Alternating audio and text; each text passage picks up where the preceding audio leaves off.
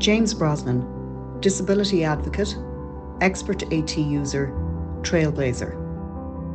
When James was very young, his family decided to make the move from their farm in Kerry to Dublin so that James could go to school at the Central Remedial Clinic. Sorry to leave Cork, sorry to leave farming, but it had to be. He seemed to show his interest in reading and in education when he was very, very young. And so we decided we had to develop that. We didn't know where we were going, but we just kept at it. We kept at it, and we all the time hoped that somewhere along the line we'd get breaks. I'll never forget the first day I heard him speak. I was at the sink washing dishes, and I heard "Hello, Mum" behind me. It was fantastic, even if it had an American accent. Technology has enhanced my life. I can't function as a social citizen without the means of technology. I do out the timesheets for the personal assistants and write out my shopping list every week. I also have control over appliances in my flat, from opening the door to changing pages of books. Every click of my chin on the switch selects every letter in every word that I speak. I would no doubt be vegetating in some home if I didn't have technology. I know James throughout all my working life. When I started in the Central Remedial Clinic, James was a young kid that had just moved into the school in CRC. And we worked together for the following 23 odd years, mainly he pushing me on advancing technology.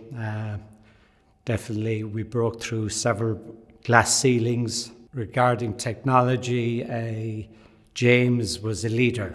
He was not a follower. Every time I think of the Brosnans, a smile comes to my face, and particularly James. James made the impossible possible. I first met James Brosnan about 25 years ago, and I can remember how delighted I was when I found out that in fact he had spent his first few years living on a farm outside Castleisland.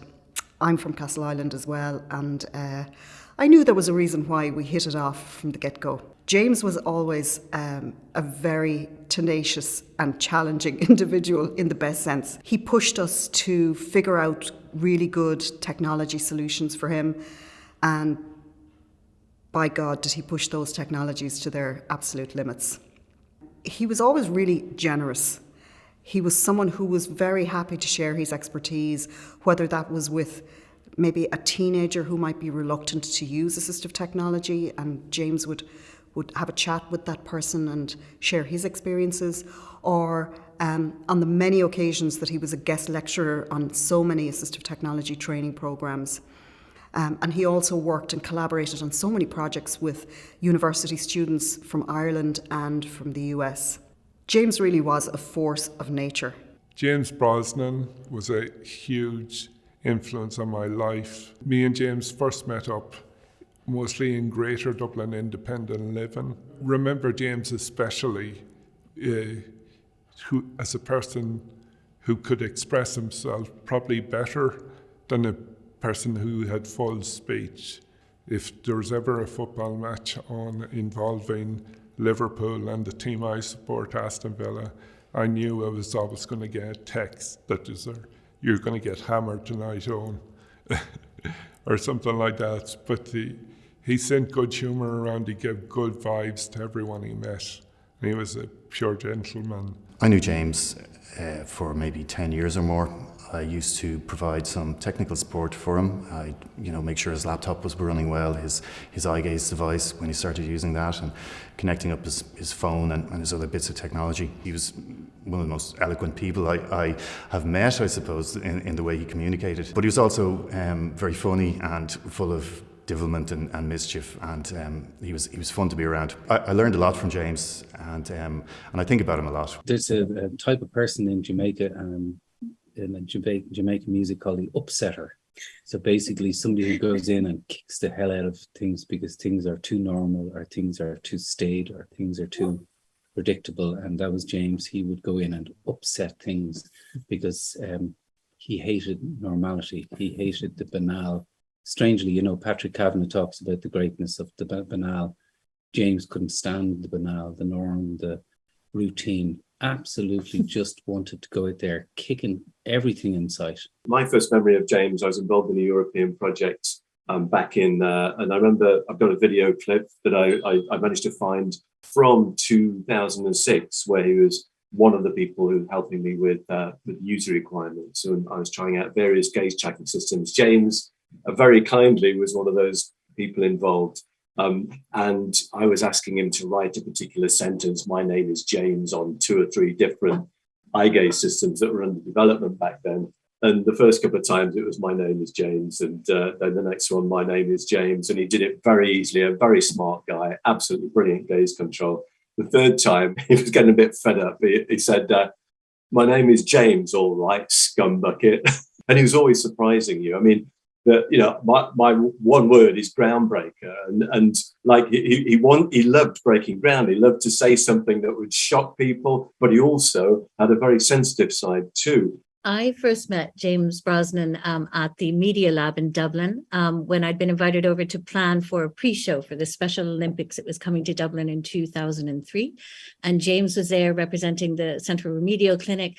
And he said he'd like to be part of the group and we would devise interfaces and tools together for decades to come. At Microsoft, we were lucky enough to have the opportunity to work with James on an assistive technology project where he was one of our champion users.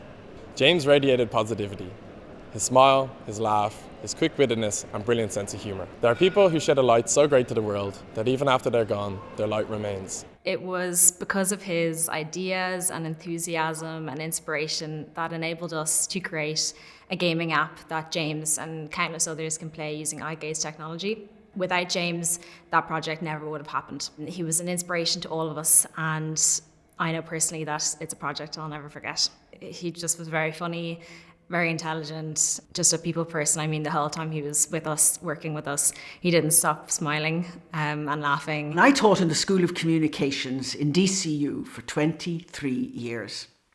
During that time there, I had outstanding students, but one of the most special and indefatigable students of all time, and one of the most talented, was a young man called James Brosnan. I met a young man in a wheelchair who had quadriplegia and cerebral palsy. But he had ears, and he could hear, and he could see. I put on my lecturer's cap, and I started explaining to him that he was going to have to do this and do that, and write essays, and turn up for class, and be part of projects, and have his stuff in on time, and be outstanding, and do all his exams, and do all his recordings. And he turned to me and tapped his computer, because he had a tap technology at the time, and this voice said, "I may be quadriplegic and I may have cerebral palsy, but I'm not deaf." Now, it was my first lesson in how I had approached this brilliant young man and how he had taught me exactly who was going to be in front of him for the next 4 to 5 years.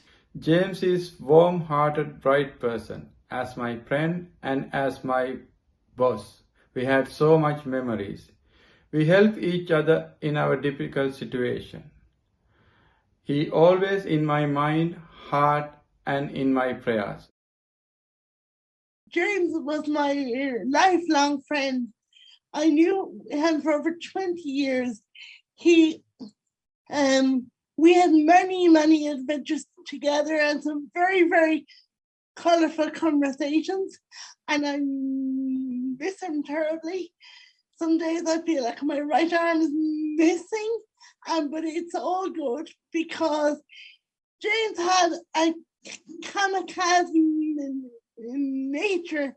He loved to shock people, and he, as we all know, he had an eloquent way with words, but sometimes there was no words or technology needed because he had a look of fierce determination and conviction on his face.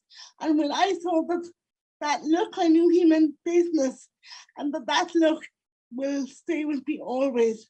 James, I'll never forget you, and don't ever lose that twinkle in your eye wherever you are. He opened the door for, I suppose, other people with disabilities to follow his tracks. I think Christopher Nolan mentioned to James some along the lines that you can always follow my wheel tracks. And I think James, that kind of impacted and echoed with James, and he always wanted to leave his tracks there impounding on the path so other people could follow along, doing the Leaving Cert and doing education, doing a third level degree. Yeah, there was no boundary for James. Sounds really important. James looked at Christopher Nolan and he was an idol for him, and he wanted to be like that too. And I believe his legacy is that people do aspire to be and live life as much as he did. And with the assistive technology, I suppose, he was able to fill his full potential. If James could see us now doing this video now, I'd say he'd had a great old laugh at us. Us in his shadow. James always took the limelight. We were never allowed to take any shine, you know. We were always in the background.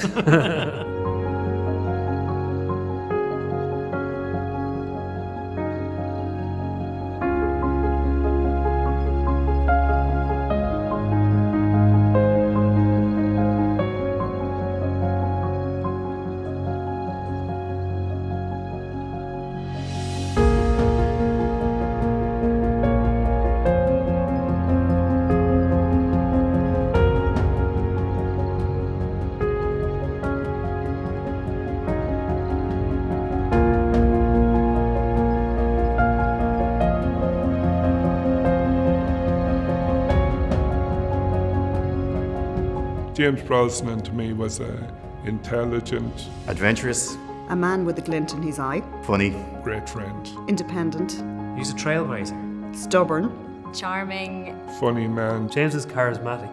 tenacious. Everyone loved working with him. Trouble with capital T. He was full of laughter, full of life, full of devilment, very bold. Enable Ireland is so proud to inaugurate the James Brosnan Assistive Technology Scholarship. This scholarship will be available to applicants with a disability to apply for a place on our Foundations in AT course on an annual basis from 2023.